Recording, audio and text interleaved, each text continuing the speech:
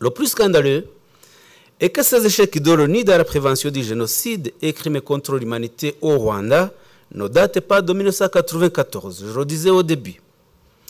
Il y a une responsabilité historique qu'on ne parle pas assez ou que l'on oublie à cause des années qui ont passé et qui est le point de départ du processus génocidaire au Rwanda.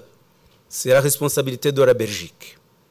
Rappelons qu'avec la défaite de l'Allemagne nazie lors de la Première Guerre mondiale, la Société des Nations a attribué la tutelle des colonies allemandes à des puissances coloniales victorieuses comme le Royaume-Uni, la Belgique et la France. C'est le 28 juin 1919 que le Rwanda est devenu, dans ces conditions, une tutelle belge. Le 28 juin 1945, la Société des Nations fut dissoute à l'issue d'une conférence regroupant 50 États réunis à San Francisco et remplacée par l'Organisation des Nations Unies, là tout le monde le sait. Le 13 décembre 1946, l'Assemblée générale de l'ONU approuva un accord de tutelle confiant à la Belgique la gestion administrative du Rwanda et Burundi. L'article 76 stipule des obligations nouvelles pour les puissances tutélaires qui devraient être les suivants. J'en cite 4. 1. Favoriser le progrès politique, économique et social des populations civiles et locales, ainsi que le développement de leur restructuration. Deuxième obligation, favoriser les révolutions progressives vers la capacité à s'administrer eux-mêmes ou l'indépendance. Troisième obligation, encourager le respect des droits de l'homme et des libertés fondamentales pour tous, sans distinction de race, de sexe, de langue ou de religion. Quatrième obligation, assurer l'égalité de traitement dans le domaine social, économique et commercial à tous les membres de l'organisation et à leurs ressortissants. Dernière obligation, assurer de même à ces derniers l'égalité de traitement dans l'administration de la justice. La Belgique n'a pas respecté la mise en application de ces dispositions.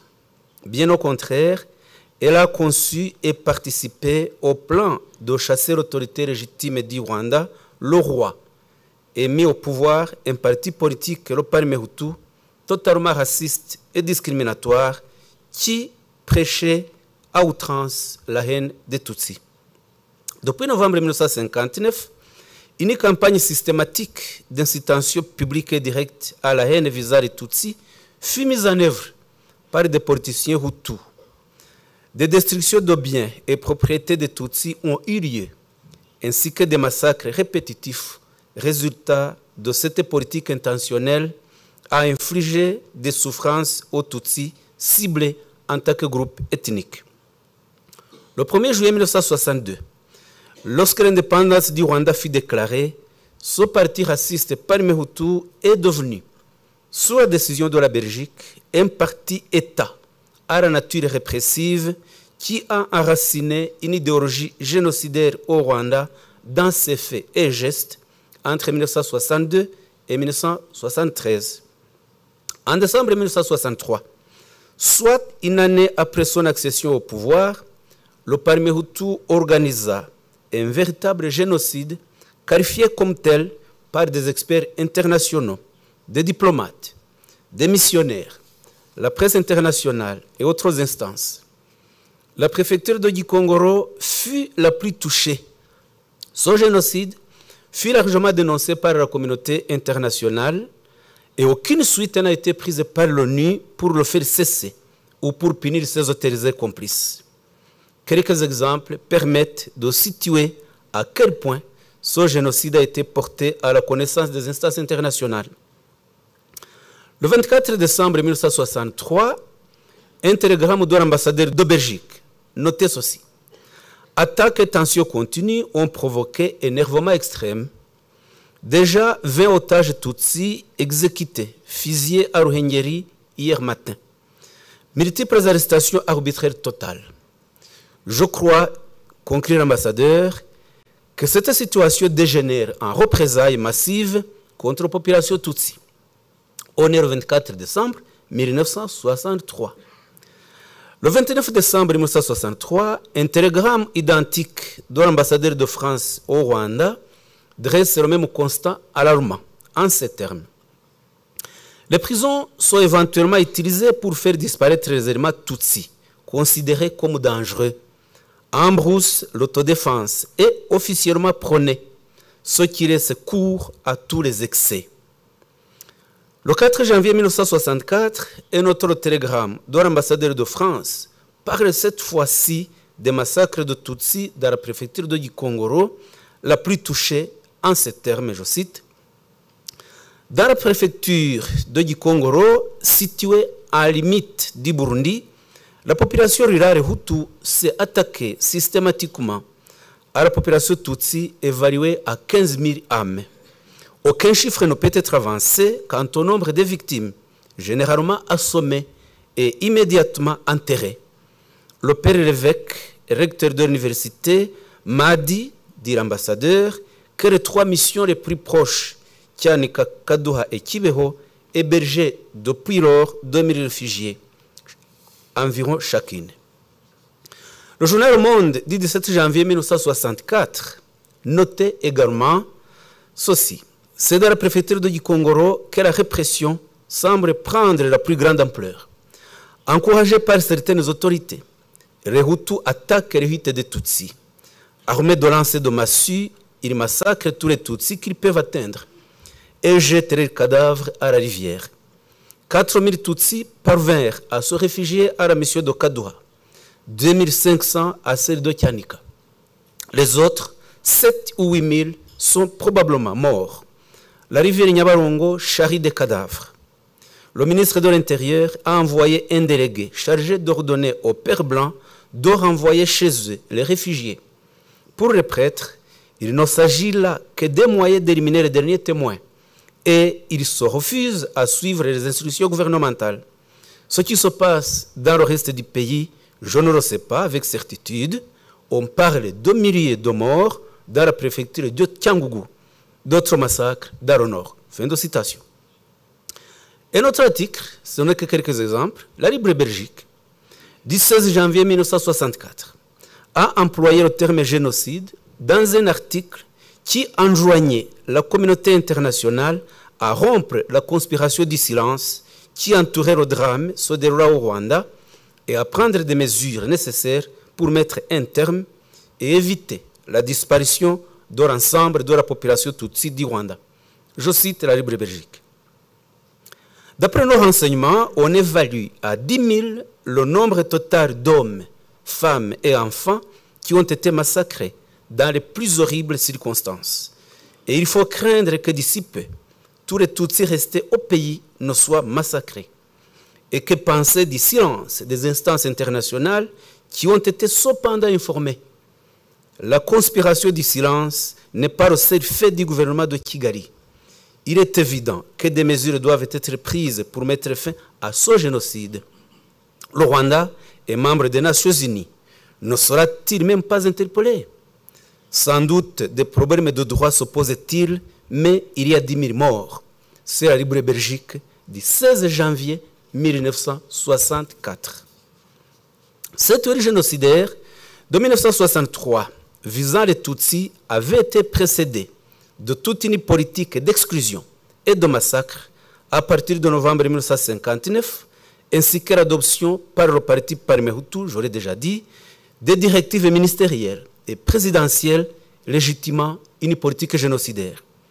À titre d'exemple, le 8 juin 1961, le ministre de la Justice, Anastase Makuza, a pris un arrêté ministériel destiné aux juges et aux greffiers des tribunaux concernant les biens laissés par des réfugiés Tutsis exilés en 1959 à l'intérieur et à l'extérieur du pays.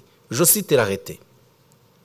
Les biens meubles et immeubles qui ont été laissés par les réfugiés et qui ont été distribués aux populations par les bourgmestres ou les conseillers communaux, ou les biens meubles et immeubles appartenant à ces réfugiés qui ont été pris par les autorités démocratiques pour les octroyer aux populations, doivent rester sans contestation aux mains de nouveaux acquéreurs. Fin de citation. Très clairement, le ministre de la Justice, Anastase Makuza, en 1961, donnait des injonctions aux juges pour rejeter d'office tout jugement d'un Tutsi qui oserait réclamer l'appropriation de ses biens laissés lors des tueries ethniques perpétrées en 1959. Et sachez qu'à cette époque, mesdames et messieurs, les juges étaient nommés par le pouvoir politique. Ils n'avaient donc aucune indépendance pour refuser ou s'écarter des injonctions du ministre de la Justice. Le 26 février 1966, un pas fut franchi par le président Kayibanda, qui prit un arrêté présidentiel pour appuyer celui de son ministre de la Justice, dans lequel il stipule ceci. Chaque réfugié qui est de retour dans le pays ne peut pas porter plainte pour réclamer sa maison ou ses terres si ces biens ont été donnés aux autres populations ou bien si l'État ou l'autorité communale ont donné à ces biens une autre destination. C'est clairement une manière d'État d'empêcher tout retour des réfugiés sur les terres et de les maintenir en exil. Et il faut souligner qu'en 1994, les réfugiés rwandais étaient les plus anciens réfugiés sur le continent africain. Ils avaient passé plus de 35 ans en exil. Pour renforcer le système d'oppression des Tutsis, le comble fut atteint le 20 mai 1963 par le vote du Parlement rwandais d'une scandaleuse loi qui octroyait une amnistie générale aux tueurs qui avaient massacré les Tutsis entre 1959 et 1962, en qualifiant le massacre de Tutsis comme une œuvre révolutionnaire. Je ne pense pas, mesdames, messieurs, qu'il y ait eu un seul État en Afrique qui a voté ce type de loi. Je cite les deux premiers articles de cette loi. Article 1er. Amnistie générale et inconditionnelle est accordée pour toutes les infractions commises à l'occasion de la révolution sociale pendant la période du 1er octobre 1959 au 1er juillet 1962 et qui, en raison de leur nature, de leur mobile, des circonstances ou des motifs qui les ont inspirés, rentrent dans le cadre de la participation à la lutte de la libération nationale et revêt ainsi un caractère politique, même si elle constitue des infractions de droit commun. Article 2. Sont écartés du bénéfice de l'amnistie accordée par l'article 1er de la présente loi les infractions commises durant cette période par des personnes qui ont lutté contre la libération des masses opprimées par la domination féodo-colonialiste. Fin de citation. En termes clairs, c'est un peu difficile pour nos juristes, mais en termes clairs, l'article 1er octroie l'amnistie générale et inconditionnelle aux Hutus, essentiellement des membres du parti Parme Hutu qui ont opéré des massacres sur les Tutsis.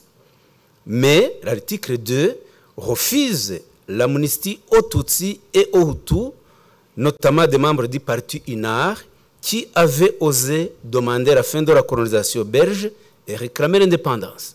Voilà un résumé.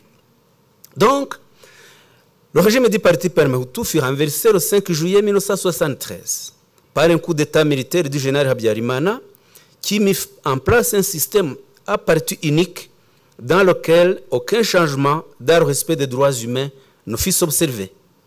En revanche, le régime poursuivit la même politique d'oppression à outrance des Tutsis en rééditant d'une part les lois anti-Tutsis du régime Kayibanda et d'autre part en adoptant une constitution discriminatoire en 1978 et des lois d'application d'une rare violence. Ainsi, le 25 décembre 1973, soit 5 mois après son accession au pouvoir, le président Habyarimana prit un arrêté légitimant les textes du ministre Makuza et du président Kayibanda, soulignant ainsi que le changement du régime ne signifiait pas le changement politique. Les termes utilisés dans l'arrêté du président Habyarimana sont les mêmes que ceux de son prédécesseur Kayibanda, sauf qu'Habyarimana est beaucoup plus violent, en établissant une règle cruelle selon laquelle les Tutsis partis en exil sont responsables d'avoir laissé leurs biens. Je cite l'arrêté.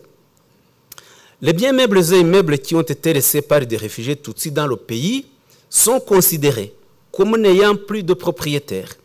Ces biens deviennent la propriété de l'État.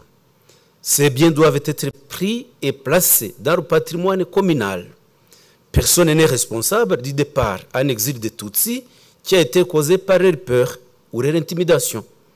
Les autorités en place aujourd'hui ne peuvent en aucun cas être tenues responsables de leur départ en exil. Fin de citation. Dans le but de mettre en application cet arrêté présidentiel, en 1975, le ministre de l'Intérieur, le major Alexis Kanyarengwe, envoya une directive administrative au préfet et au bourgmestre dans laquelle il ordonnait la distribution immédiate des biens appartenant aux réfugiés Tutsis de l'intérieur et de l'extérieur.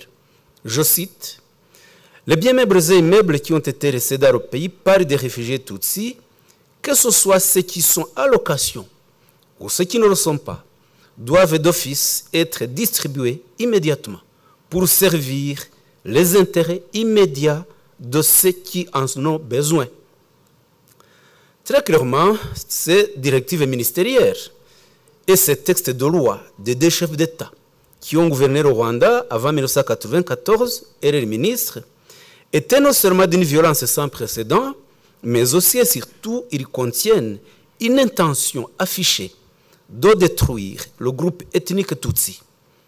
Ils ont été édictés dans le but de soumettre intentionnellement les Tutsis dans des conditions d'existence pouvant entraîner leur destruction partielle. Ces textes répressifs portaient de ce fait une atteinte grave à l'intégrité physique ou mentale des membres du groupe Tutsi. Ces infractions étaient toutes interdites et réprimées par la Convention de 1948 sur la prévention et la répression du génocide.